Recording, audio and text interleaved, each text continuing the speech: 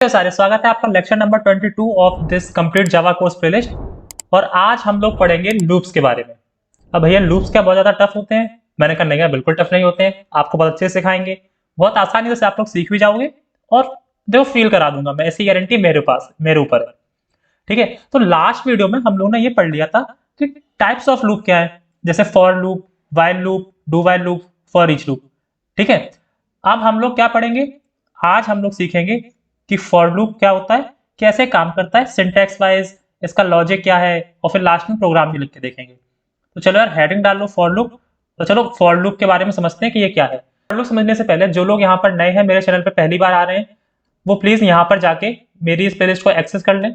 यहाँ पर मैं कोशिश करता हूँ कि हर रोज एक नया वीडियो डालता रहूँ, इसकी लिंक आपको डिस्क्रिप्शन में मिल जाएगी। तो चलो अब फॉर लूप पे आ जाते हैं वापस।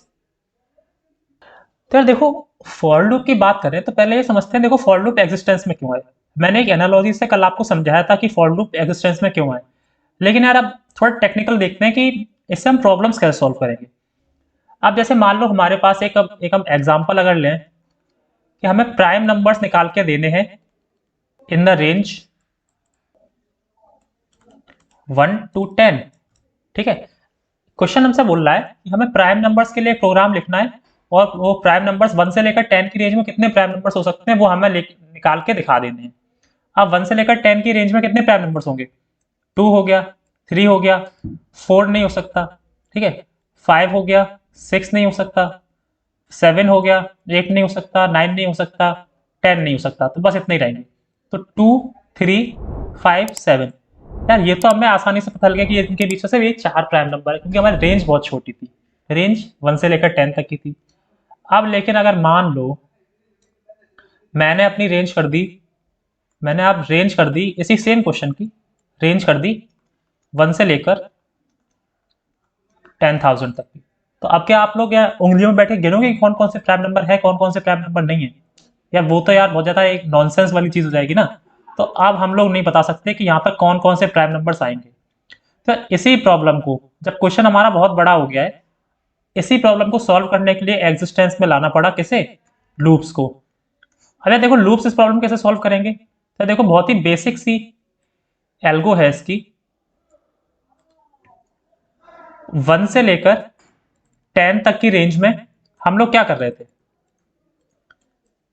हम लोग 1 को उठा रहे थे, हम लोग 1 से पूछ रहे थे कि तुम प्राइम हो या नहीं हो। 1 ने कहा नहीं मैं नहीं हूं, तो ठीक है। 2 से पूछा तुम प्राइम हो या नहीं हो। 2 ने कहा हाँ मैं तो प्राइम हूं, ठीक है, तो हमने 2 प्रिंट करा दिया। ऐसे 3 से पूछा तुम प्राइम हो या नहीं हो। 3 ने कहा हाँ भाई मैं भी प्राइम हूं, तो 3 प्रिंट हो गया। अब इसी तरह से हमने 5 से लेकर सबसे पूछा 10 तक में, है ना। 5 ने कहा हाँ मैं हूं, 7 ने कहा हाँ मैं हूं, तो हमने 7 को और 5 को प्रिंट करा दिया। ठीक है, तो 2, 3, 5 और 7 यहाँ पर प्रिंट हो गए। अब अगर लेकिन आप लोग ध्यान से देखो यहाँ पे हो क्या रहा है। हम लोग 1 के पास गए, उससे पूछा तुम प्राइम हो या नहीं हो, 2 के पास प्राइम हो या नहीं हो, 3 के पास प्राइम हो या नहीं हो। तो आखिर हो क्या रहा है? हम 1 से भी सेम क्वेश्चन पूछ रहे हैं, हम 2 से भी सेम क्वेश्चन पूछ रहे हैं, हम 3 से भी सेम क्वेश्चन पूछ रहे हैं, हम 10 से भी सेम क्वेश्चन पूछ रहे हैं। लेकिन अगर अभी लूप ना हम यूज करें और अगर हम डायरेक्टली लिखें, तो हम एक प्राइम का लॉजिक लिखेंगे।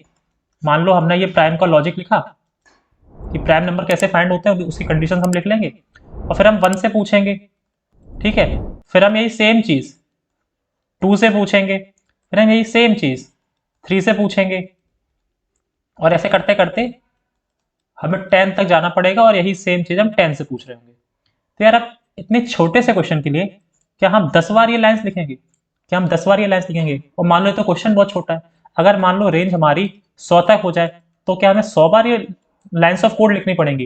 यार वो तो मूर्खता हो जाएगी, है ना। वो एक तरह से तो इसी टाइम को, इसी अपनी मेहनत को बचाने के लिए हम लोगों ने क्या किया, हम लोगों ने कहा कि हम लोग पढ़ेंगे लूप्स के बारे में।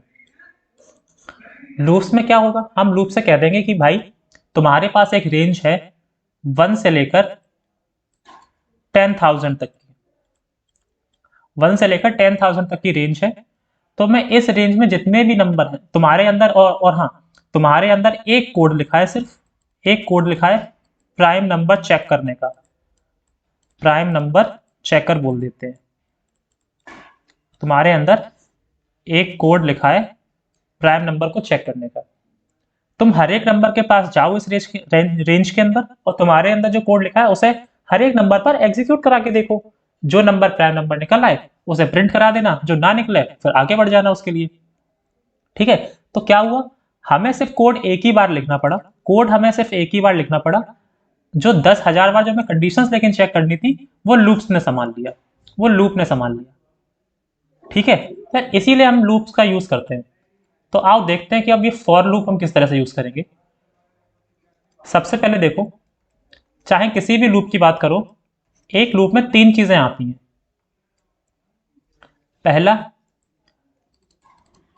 एक आइटरेटर होता है हमारे पास, समझाऊंगा बहुत आसानी से, इनसे डरने की बात नहीं है, बहुत आसानी से समझा दूंगा। आइटरेटर, आइटरेटर को हमें क्या करना पड़ता है, इनिशियलाइज करना पड़ता है। दूसरा हमारे पास होती है एक कंडीशन।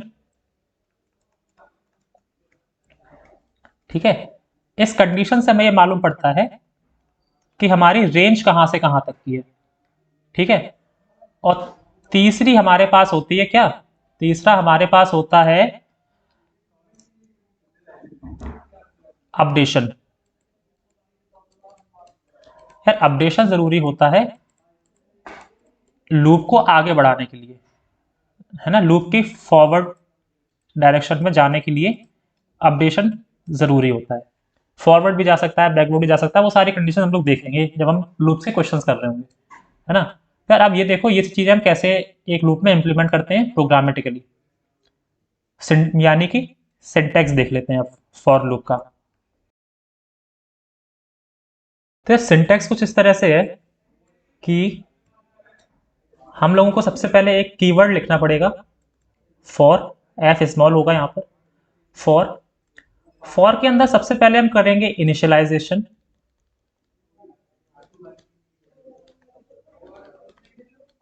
ठीक है, फिर सेमीकोलन लगेगा, फिर लिखेंगे कंडीशन, फिर सेमीकोलन लगेगा, फिर होगा अपडेशन। ठीक है, और यहां पर आएगा हमारा जो भी है कोड, मतलब इसे हम बोल देते हैं ये है फॉर लूप की बॉडी, और फिर ये ब्रैकेट बंद। ठीक है, अब चलो इसे एक एग्जांपल समझते हैं। एग्जांपल एक बहुत सिंपल सा है। एग्जांपल में हमें क्या करना है, print all numbers in between 1 to 10। ठीक है, तो देखो इसका मैं कोड लेके दिखाता हूं, देखो इसमें फॉर लूप कैसे यूज होगा। देखो हम लोग करना क्या पड़ेगा, हम लोग सबसे पहले फॉर लूप लेंगे। ठीक है, अब यहां पर हम लोग एक आइटरेटर, मैंने कहा पहले सबसे पहले हम एक आइटरेटर लेंगे और उसका इनिशियलाइजेशन करेंगे। आइटरेटर मतलब आप नॉर्मली ये समझो कि एक ऐसा वेरिएबल जो फॉर लूप को संभाल रहा है ना। तो वेरिएबल तो कुछ भी हो सकता है, मान लेते हैं हम आई है वेरिएबल।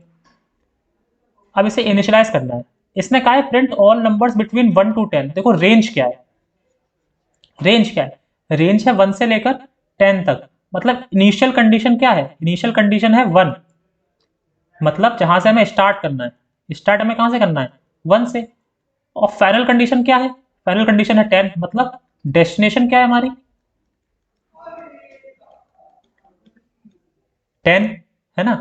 तो जो स्टार्टिंग कंडीशन होती है ना, अपने आइटरेटर को हम उसी के इक्वल टू सॉल्व कर देते, उसी के इक्वल टू सेट कर देते हैं, जैसे आई की वैल्यू यहाँ पे 1 हो जाएगी।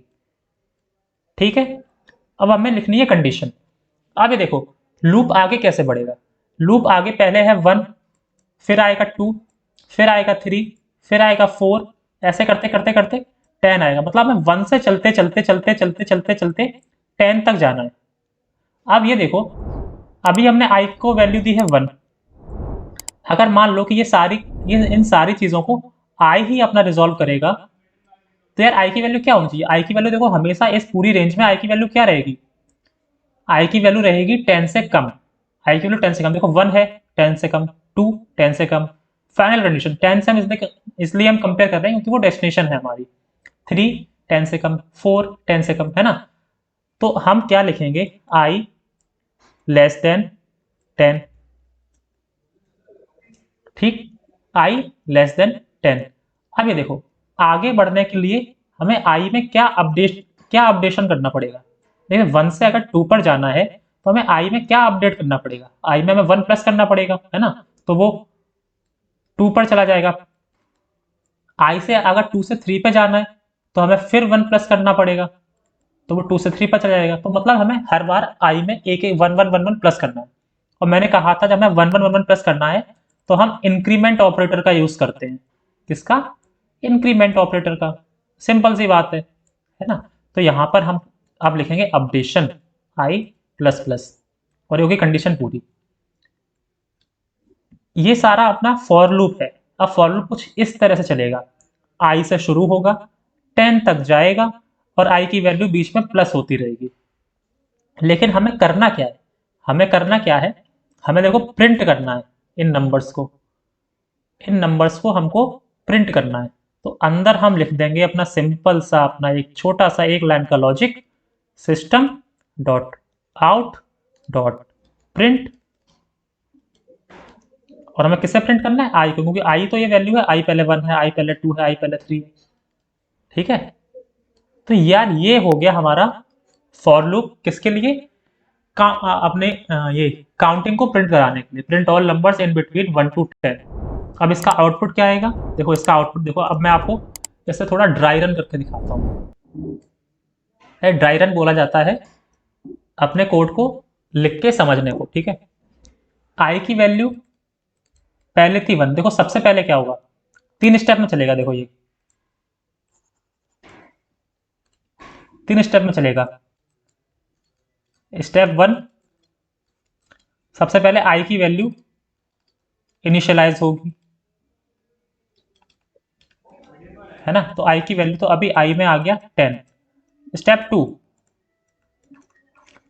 2 में कंडीशन चेक होगी।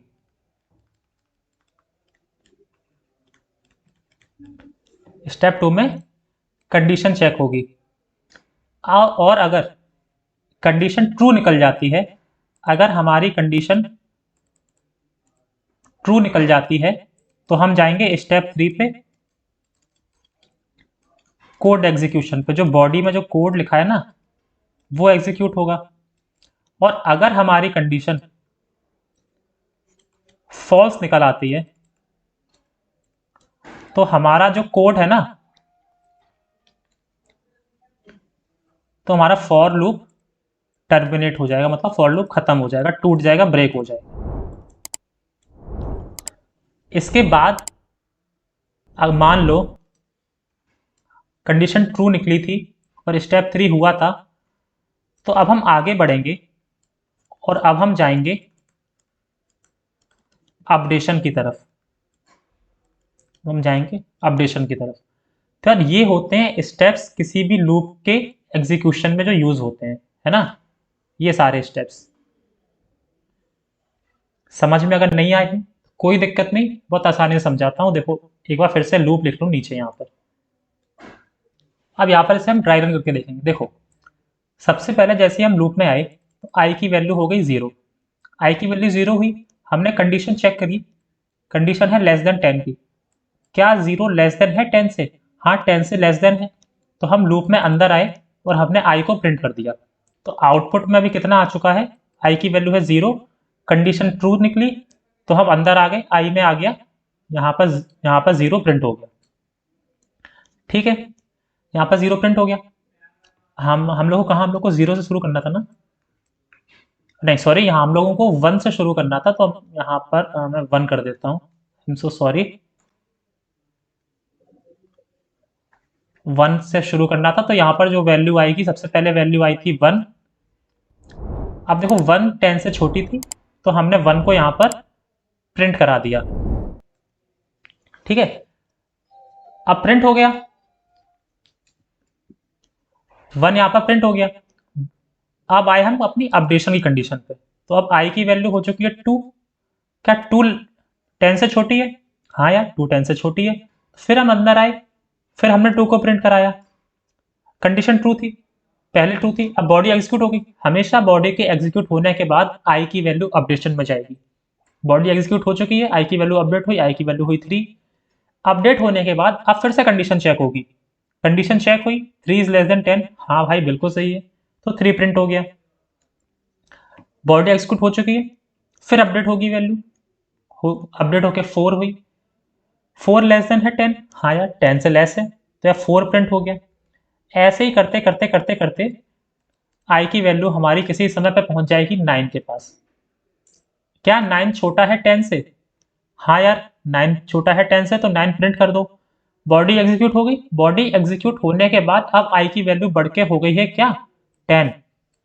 अब कंडीशन चेक हुई, क्या 10 छोटा है 10 से? बताओ, क्या 10 छोटा है 10 से? नहीं भाई 10 तो छोटा नहीं होता है 10 से, 10 तो बराबर होता है।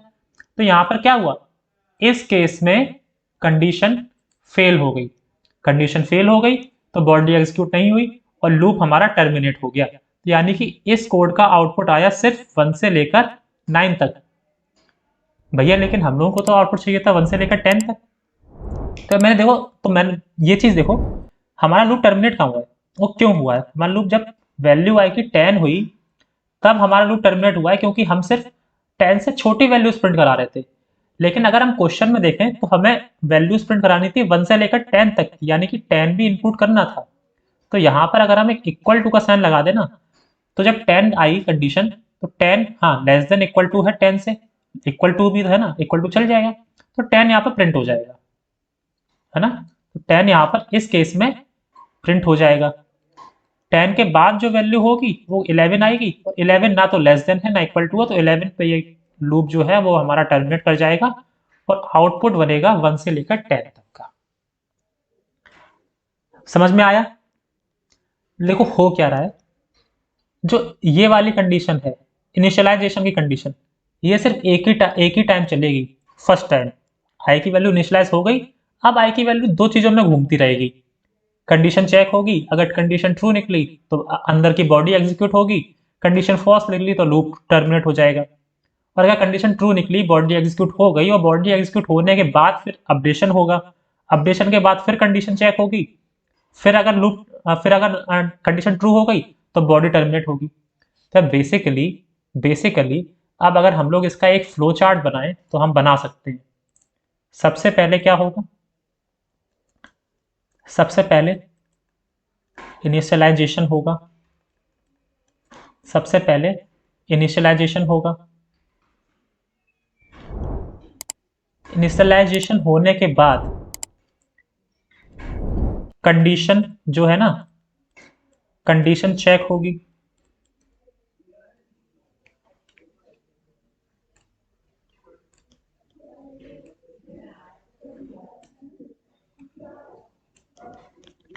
अब कंडीशन जब चेक होगी तो इसके दो आउटपुट आ सकते हैं, या तो ट्रू या तो फॉल्स। अगर आउटपुट ट्रू आया तो जो है ना, जो लूप की जो बॉडी है वो एग्जीक्यूट हो जाएगी,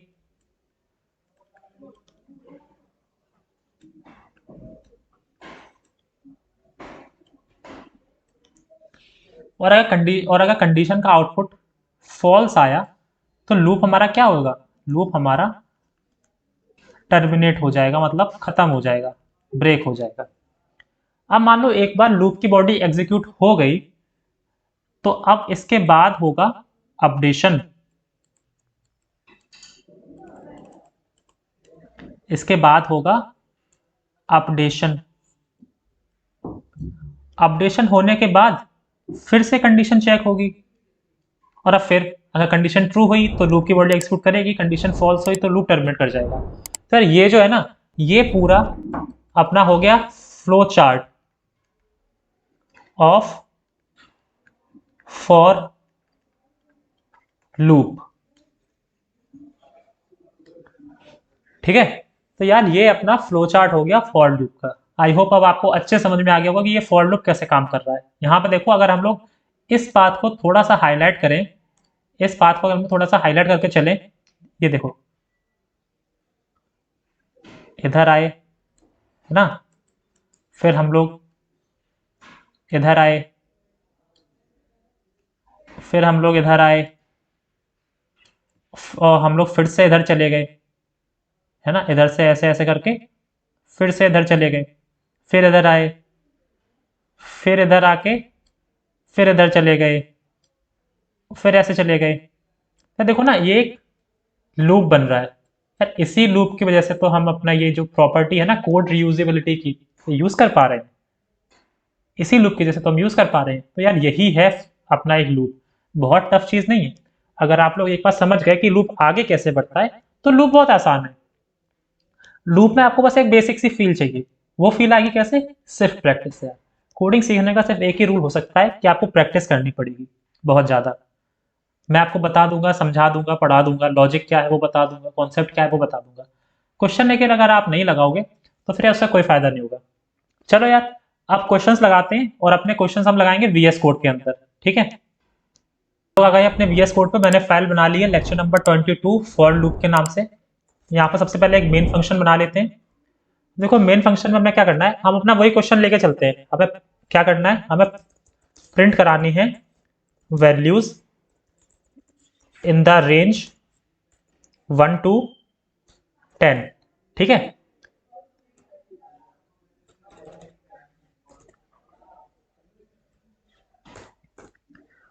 फिर इसके लिए हमें फॉर लूप लिखना पड़ेगा, मैंने बताया आपको। तो फॉर लूप हम लिखेंगे। फॉर लूप में हम क्या करेंगे, हमें 1 से 10 तक करना है। तो हम आई की वैल्यू को 1 के बराबर रख देंगे, ठीक है।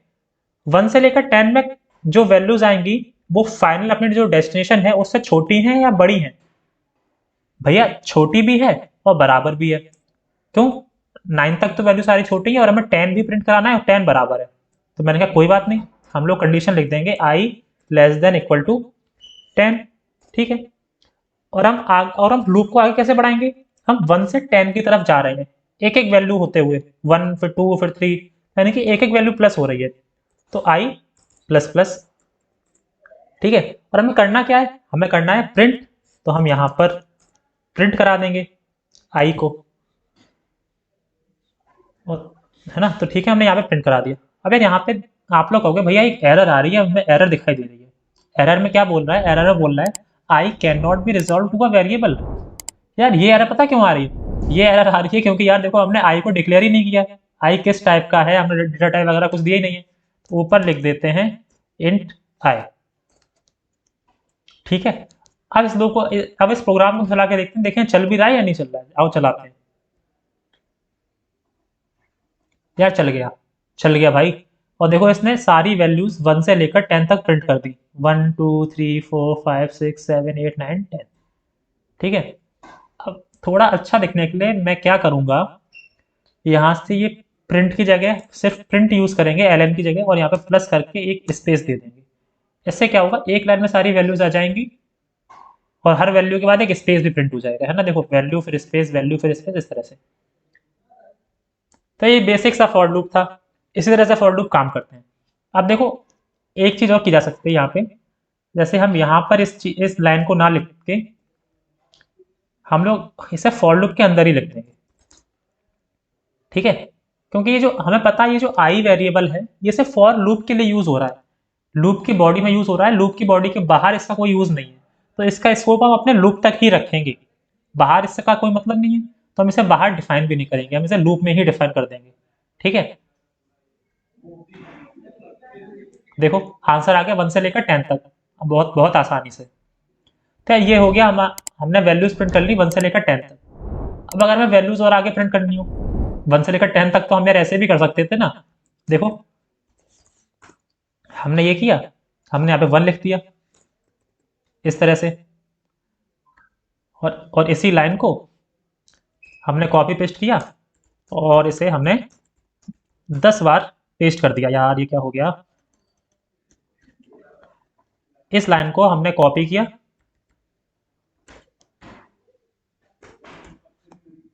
और इसे हम 10 बार पेस्ट कर देंगे।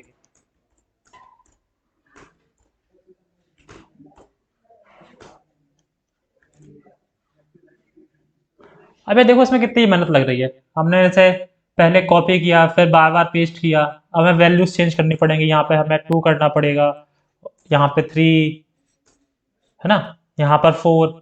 यार इसमें बहुत मेहनत लग रही है, देखो कुछ अच्छा भी नहीं लग रहा है देखने में, इसीलिए इस अप्रोच का हमने यूज नहीं किया था, इसीलिए हमने लूप्स पढ़े ना। देखो सेम लाइन बार बार लिख रहे हैं, क्या फायदा। हमने एक बार लिखी और उस पर लूप चला दिया कि अब ये रिपीट होता रहे, रिपीट होता रहे, रिपीट होता रहे। जहां पे कंडीशन फॉल्स हुई, लूप से बाहर निकलो, लूप से बाहर निकलो, ठीक है। अब अगर वैल्यूज छोटी हैं, जैसे 5 है, 10 है, तो हम एक बार फिर चलो हम ये लिख भी सकते हैं, हमने 5 स्टेटमेंट लिख दिए, 10 स्टेटमेंट लिख दिए, हमने यहाँ पर कर दिया 1000, मतलब 1 से लेकर 1000 तक जितनी वैल्यूज है सारी प्रिंट करा दो।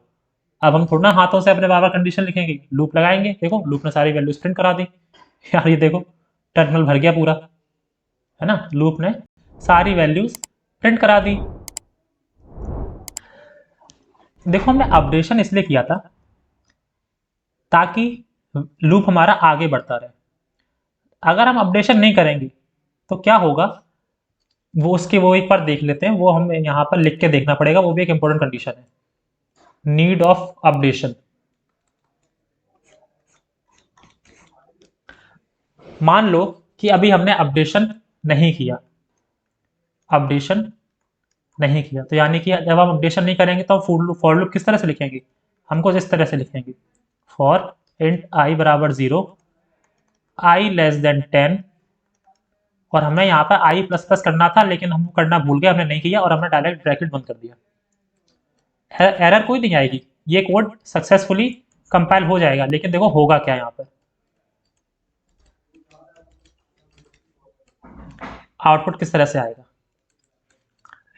सबसे पहले आई की वैल्यू 0 हुई, आई की वैल्यू 0 हुई, कंडीशन उसने चेक करी, हाँ लेस देन 10 है, कंडीशन ट्रू हुई, कंडीशन ट्रू हुई, आई प्रिंट हो गया 0, ठीक है। अब देखो कोई अपडेशन तो है नहीं, अपडेशन तो है नहीं, तो आई की वैल्यू अभी भी 0 ही है, 0 लेस देन 10 है, फिर से कंडीशन ट्रू हुई, फिर से 0 प्रिंट हुआ, अपडेट नहीं हो रही है वैल्यू क्योंकि अपडेशन की हमने लिखा ही नहीं है, तो आई की वैल्यू फिर 0 है, फिर 0 लेस देन 10 है, फिर 0 प्रिंट हुआ। ये चलता रहेगा ऐसे ही, क्योंकि हमेशा आई की वैल्यू 0 ही रहेगी, अपडेशन लगा ही नहीं है, आई की वैल्यू हमेशा 0 रहेगी, तो ये जो कंडीशन है ना ये हमेशा ट्रू रहेगी, हमेशा ट्रू रहेगी, तो ये जो हमारी बॉडी है ये हमेशा चलती रहेगी, और ये 0 प्रिंट करता रहेगा, करता रहेगा, करता रहेगा, करता रहेगा इन्फिनिटी टाइम्स। जब ये दिक्कत आ जाती है कि हम अपडेशन नहीं करते हैं तो हमारा लूप फंस जाता है, और इसे हम एक और हम इस कंडीशन को एक नाम देते हैं, क्या नाम देते हैं, इन्फिनाइट लूपिंग, इन्फिनाइट लूपिंग। और ये बहुत खतरनाक होती है इन्फिनाइट लूपिंग, इन्फिनाइट लूपिंग बहुत खतरनाक होती है, ये हमारे प्रोसेसर को भी उड़ा सकती है, क्योंकि यार अब लूप इन्फिनिटी टाइम्स अगर रन कर रहा है, कोई चीज इन्फिनिटी टाइम रन कर रही है, तो सोचो वो हमारे कंप्यूटर का कितना रिसोर्सेज ले रही होगी, है ना। तो यार हमें हमेशा बचना चाहिए कि हमारा कोई लूप कहीं पे ऐसी जगह ना फंस जाए कि वो इन्फिनिटी टाइम रन करता है, ठीक है। इसका लेकिन एक फायदा है, एक फायदा है वो मैं अभी आपको बताता हूँ। पहले हम लोग ये देखते हैं कि इन्फिनिटी टाइम्स कैसे होगा। मान लो यहाँ पर ये जो मैंने अपडेशन की कंडीशन लिखी थी, मैं इसे हटा देता हूँ, अब देखना क्या होगा, ध्यान से देखना, बहुत देर तक नहीं दिखाऊंगा, मैं अपना एडिटर बंद कर दूंगा बाद में। ये देखो ये चलता जा रहा है, चलता जा रहा है, चलता जा रहा है, चलता जा रहा है, और ये चलता रहेगा मैं जैसे जब तक ना रोकूं। तो मैं इसे बंद कर देता हूँ, क्योंकि अगर मैं इसे चलता रहा तो यार मेरा लैपटॉप हो जाएगा बहुत ज़्यादा गर्मा गर्म, पंखे चढ़ने लगेंगे, लैपटॉप ड्रोन बन जाएगा, और यार फिर यार कुछ भी हो सकता है, ठीक है। लेकिन इसका एक फ़ायदा क्या है, इसका एक फ़ायदा ये है, मान लो आपने लैपटॉप को ऐसी जगह रख दिया, उसमें चीटी ईटी घुस गई, चीटियाँ घुस गई, तो आप क्या करो, लैपटॉप खोलो, एक बार फॉर कंडीशन लिखो, फॉर कंडीशन लिखोगे, इन्फिनिटी टाइम रन करा दो, रन कराई, लैपटॉप का गर्म, सारी चीटियाँ निकल जाएगी, ठीक है। यार ऐसा करके मत देखना, वरना यार आप कहोगे कि भैया आपने बताया था, हमने किया, लैपटॉप खराब हो गया, घर पे लड़ाई दंगा हो गया, और आप कहोगे कि आपने पहले नहीं बताया। तो यार मैं पहले बता देता हूँ, मेरी बातें इतनी भी सीरियसली मत लिया करो, ये सब चीजें करके मत देखना। तो आई होप अब आप लोग को ये लूपिंग कंडीशंस क्या होती हैं और ये फॉर लूप क्या होता है अच्छे से समझ में आ गया होगा। हम लोग सारे लूप्स पढ़ के लूप्स के कुछ क्वेश्चंस भी कर रहे होंगे, और सारे लूप्स का यूज करके, जो 3-4 लूप हैं उनका यूज करके हम बहुत सारे क्वेश्चंस करेंगे। बहुत सारे मतलब मैंने कहा बहुत सारे। ठीक है, तो यार बस कुछ आप लोग अपनी तरफ से अभी क्वेश्चंस करो, लूप्स को और समझने की कोशिश करो। मिलते हैं नेक्स्ट वीडियो में, तब तक के लिए keep learning, keep exploring, bye bye.